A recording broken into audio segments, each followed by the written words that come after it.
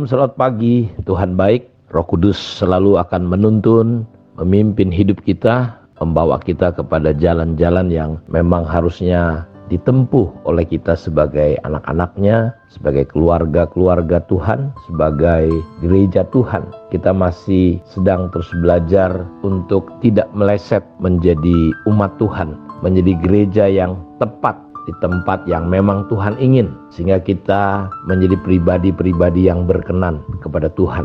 Karena kata berkenan itu artinya tidak meleset, pas di tempat yang Tuhan inginkan. Kalau kita lihat ketika Yesus dibaptis keluar dari air, walaupun sebenarnya Yohanes berkata, membuka tali kasutmu pun aku tidak layak. Yohanes enggan karena dia tahu siapa Tuhan. Dia tahu siapa Yesus yang datang meminta untuk dibaptis. Membuka tali kasutnya pun aku nggak layak.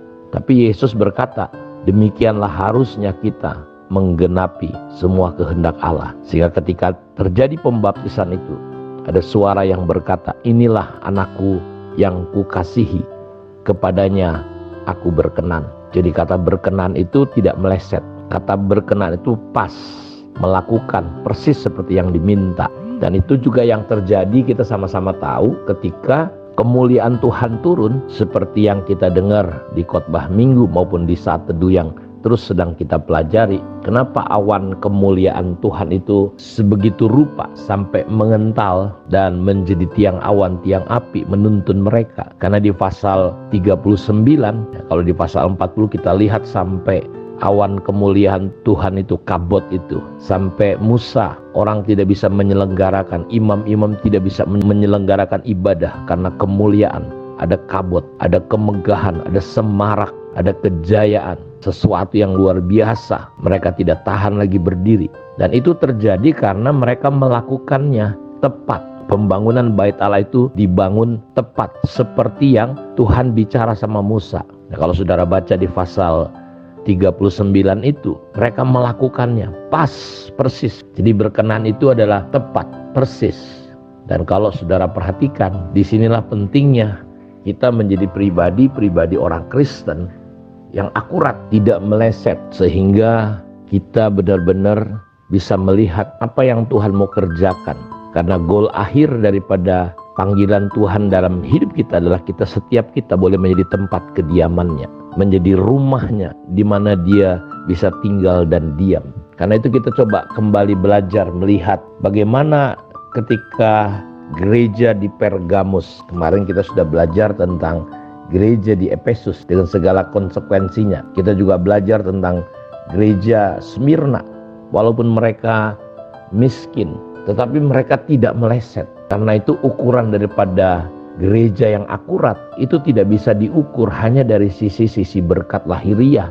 Kekacauan gereja, kemelesetan gereja hari ini adalah mereka berpikir, menilai bahwa gereja yang diberkati itu, yang memiliki kekayaan itu menjadi gereja yang dianggap adalah gereja yang tidak meleset. Padahal kita melihat bahwa gereja di Smyrna sungguh-sungguh luar biasa. Walaupun mereka miskin, tapi mereka punya kesetiaan, dan kesetiaan mereka sampai mati. Bahkan ketika mereka menghadapi kesulitan-kesulitan, mereka nggak meleset, mereka tetap percaya kepada Tuhan. Karena itu betapa mengerikannya kalau hari ini saudara tahu kenapa banyak gereja tergoncang, tidak konsisten, tidak tahan. Bahkan kita lihat hari-hari ini, menurut saya saudara harus memperhatikan para pemimpin, para hamba Tuhan. Jangan hanya puas dengan yang namanya jumlah. Senang kita melihat orang datang banyak kepada Tuhan, tapi kita harus menjadi gereja, menjadi keluarga, bukan gereja karir.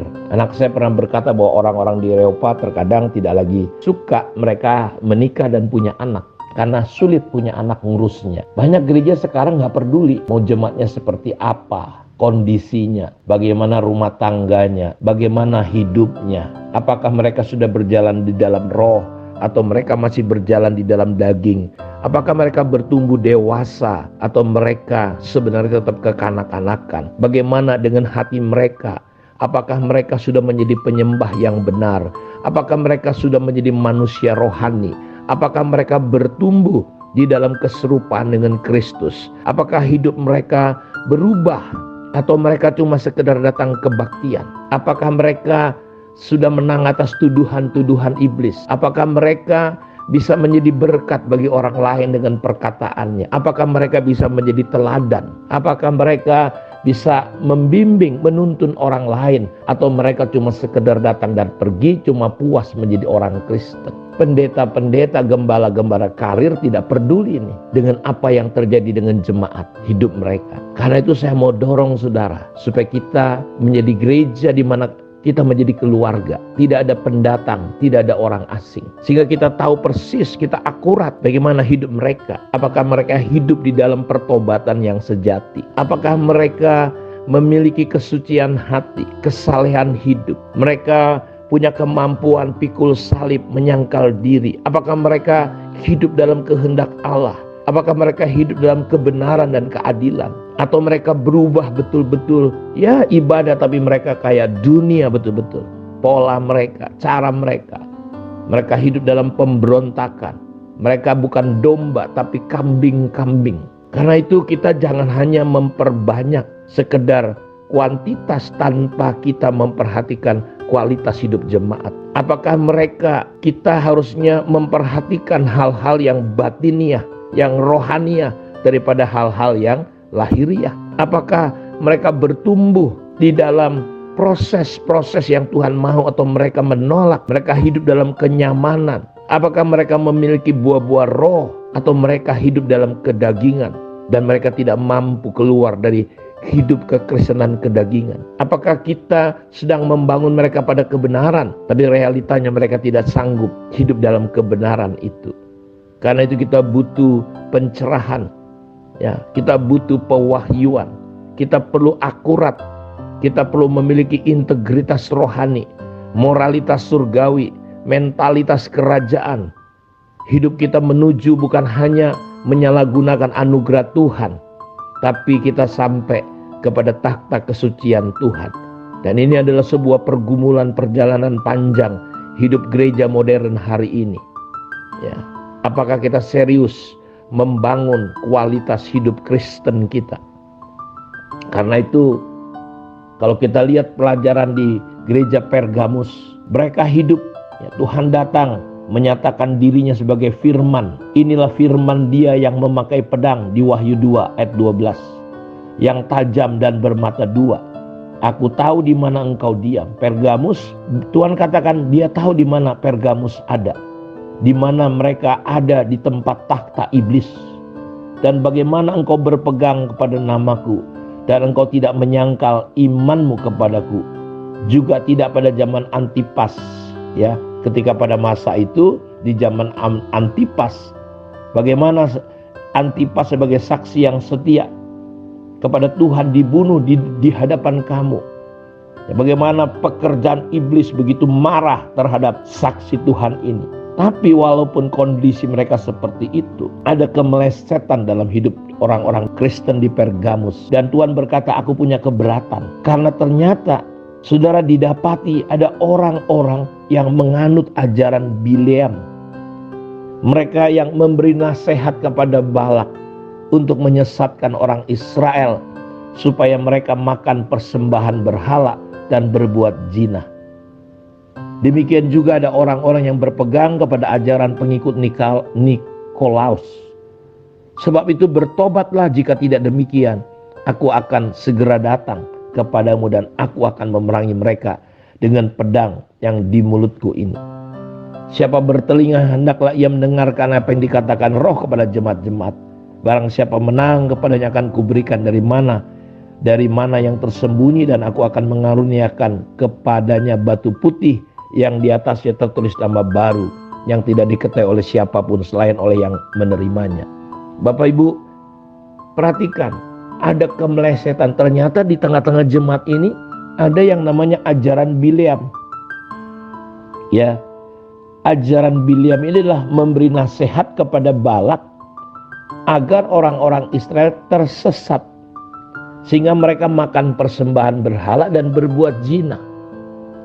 Ya, jadi di gereja kadang-kala jemaat ya ke gereja, tapi hidup mereka tetap nggak benar. Mereka masih makan makanan yang dipersembahkan kepada berhala dan perjinahan-perjinahan. Kita lihat perselingkuhan. Nah, hal-hal ini yang kita harus hati-hati, jangan sampai hal ini terjadi di tengah-tengah kita. Makanya penting sekali ya, gereja lokal yang ada, gereja-gereja modern hari ini bukan hanya sekedar kebaktian, tapi kita harus memperhatikan hidup mereka sejauh mana. Nah, ini penting. Ya. Kita bukan hanya mengejar jumlah, tapi bagaimana kualitas rohani hidup mereka. Kita akan membahasnya besok tentang apa yang dimaksud dengan ajaran Bileam. Kiranya Tuhan memberkati kita semua. Mari kita berdoa. Bapa, terima kasih. Diberkatilah semua umat-Mu dimanapun mereka berada. Roh Kudus pimpin, tolong kami, supaya kami terus bertumbuh dalam tingkat pemahaman yang benar tentang anak Allah. Kami terus bertumbuh ke arah kepala, yaitu Kristus sebagai penguasa yang berotoritas atas hidup kami. Kami menyerah total kepadamu Tuhan. Berikan pewahyuan, tuntunan-Mu ya Allah. Terpujilah Engkau Tuhan, dalam nama Yesus kami berdoa. Amin. Tuhan memberkati kita semua. Shalom.